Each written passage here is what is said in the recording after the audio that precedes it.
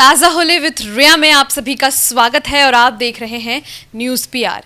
आज हम आपको जिनके बारे में बता रहे हैं वो है केरल की पहली आदिवासी महिला जिन्होंने यूपीएससी एग्जाम क्रैक किया है और आईएएस ऑफिसर बनने का अपना ख्वाब पूरा किया है। अब आप इतना समझ ही गए होंगे कि एक आदिवासी महिला के लिए कितना मुश्किल होगा ये सफ़र।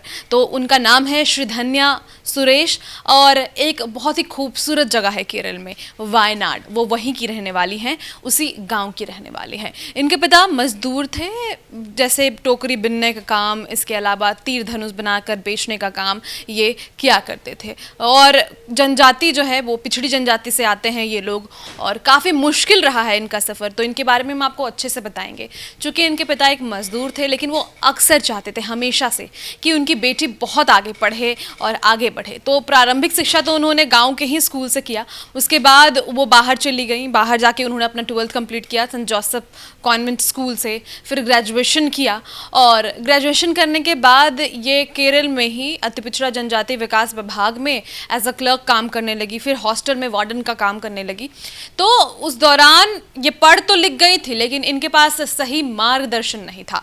और अक्सर ऐसा ही होता है, जब ऐसे कोई लोग आगे पढ़ भी लेते हैं तो उनके पास सही मार्गदर्शन नहीं होता है, कोई पाथ प्रोवाइड करने वाला नहीं होता है, बताता नहीं है कि कैसे वो आगे बढ़ सकती थी। ये हमेशा से चाहती थी कि ये इनके साथ जो लोग हैं, जो आदिवासी हैं, वो सब भी डेवलप करें, उनके लिए भी ये कुछ कर पाएँ।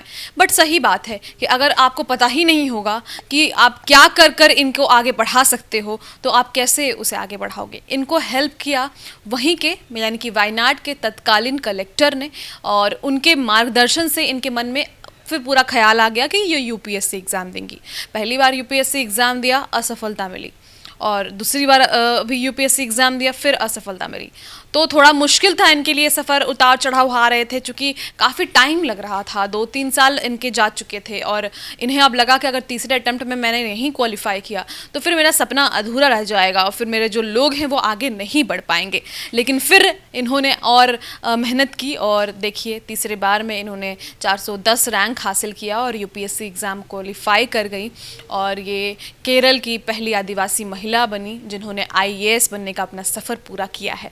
तो काफ़ी मुश्किल रहा इनका सफ़र, और इनका घर भी पूरा बना नहीं था क्योंकि ये आर्थिक रूप से उतने अच्छे नहीं थे इनके हालात, लेकिन पिता ने इन्हें पढ़ाया। ये बड़ी बात है जब हमें लगता है कि पिछड़े लोग जो रह गए हैं, जो पिछड़े रह गए हैं, वो आगे नहीं बढ़ पा रहे हैं, लेकिन उनके माता पिता भी ये चाहते हैं कि वो आगे बढ़े। यह सब देखकर बहुत अच्छा लगता है। तो आज की इस कहानी में मैं इतना ही बताना चाहूँगी। कल फिर एक नई कहानी के साथ मिलेंगे, तब तक के लिए आपसे विदा लेना चाहूँगी। आपका बहुत बहुत धन्यवाद।